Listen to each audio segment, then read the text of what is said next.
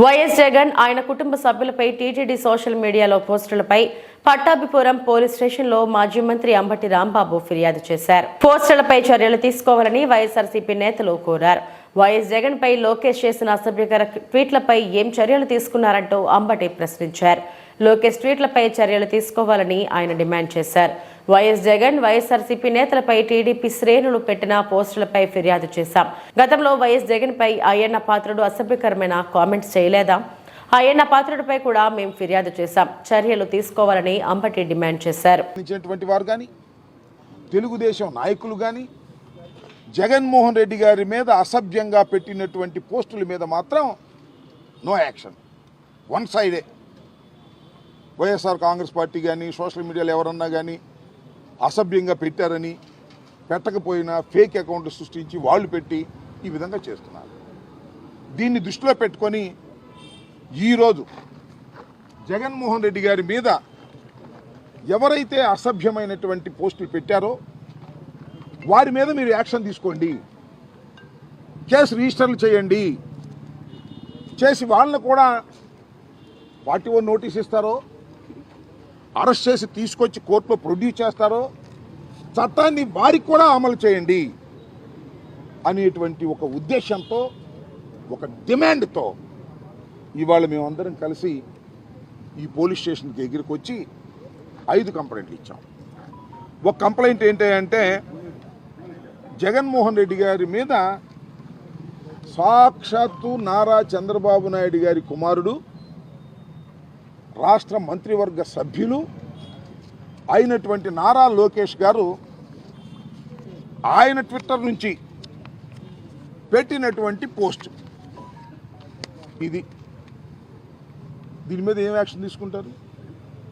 ఏదో చిన్న చిన్న వాళ్ళు పోస్టులు పెట్టారని చెప్పేసి తీసుకెళ్ళి నిర్బంధించి ఇల్లీగల్ కస్టడీలో పెట్టి వారిని చేయి చేసుకొని వారిని కొట్టి ఇబ్బంది పెడుతున్నారే. మరి నారా లోకేష్ గారి సాక్షాత్తు ఆయనే మాజీ రాష్ట్ర ముఖ్యమంత్రి గారి మీద పోస్టులు పెట్టారు. What action you have taken? ఈ కేసు రిజిస్టర్ చేయాలంటున్నా. చేయకపోతే చట్టం తన పని తాను చేసుకోవటం లేదని అర్థం. ఇది ఇచ్చి మేము ఊరికి వెళ్ళిపోవట్లా, ఎక్నాలెడ్జ్మెంట్ కూడా తీసుకుంటున్నాం. ఎక్నాలెడ్జ్మెంట్ సంతకం చేసి స్టేషన్ హౌస్ ఆఫీసర్ ఎవరైతే ఉన్నారో అది తీసుకుంటున్నాం. అది ఒకటి. రెండవది సజ్జా అజయ్ అంట, గౌరవ ముఖ్యమంత్రి గారి మీద, మాజీ ముఖ్యమంత్రి గారి మీద ఆయన పెడతాడు, వీళ్ళు చూస్తూ ఊరుకుంటారు, కేసులు పెట్టరు. అలాగే స్వాతి రెడ్డి అంట, ఈమె రెడ్డి కాదంట, మార్చుకున్నారు పాపం. ఎందుకంటే రెడ్లు కొట్టుకుంటే బాగుంటుందని స్వాతి రెడ్డి గారిని వదిలినట్టున్నారు చంద్రబాబు నాయుడు గారు, లోకేష్ గారు. ఈమె అసభ్యకరంగా పెడితే ఆమె మీద ఏం కేసులు ఉండవా? అంటే ఎవరు కంప్లైంట్ చేయలేదండి అందుకని కేసు పెట్టలేదు అంటారు కదా. ఇదిగో కంప్లైంట్ చేస్తున్నాం వాళ్ళ, మరి కేసు పెట్టండి, చెయ్యండి. ఇదిగో అజయ్ చౌదరి 1 అంట, ఈయన అన్ని నోట్స్ ఉన్నాయి దాని మీద. జగన్మోహన్ రెడ్డి గారి మీద మరి విశాఖపట్నంలో నిర్మించినటువంటి భవంతిలో ఆ తొట్టులో కూర్చోబెట్టి ఒక వ్యంగ్యమైన పోస్ట్ పెట్టి ఇన్సల్టింగ్గా మాట్లాడారు.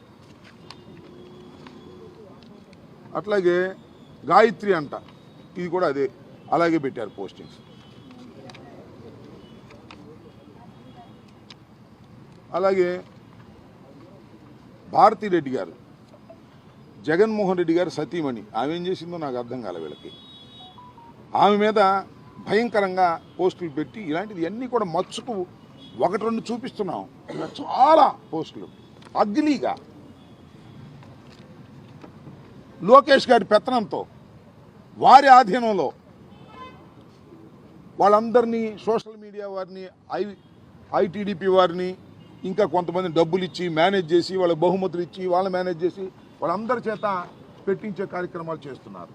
అది వసూలు. ఈ విధంగా అన్ని ఈ విధంగా కంప్లైంట్ చేస్తూ ఉంటే, ఈ విధంగా వాళ్ళు చేస్తూ ఉంటే మీరు ఏం చేస్తున్నారు? పోలీస్ యంత్రాంగం అందరూ సమానమే. ఎవరు అసభ్యకరంగా పోస్టింగ్ పెట్టినా మేము ఊరుకోము అనేటువంటి మాట మాట్లాడుతున్నారు. నేను ఒకటే మనవి చేస్తున్నా, మీ అందరికీ గుర్తుండే ఉంటుంది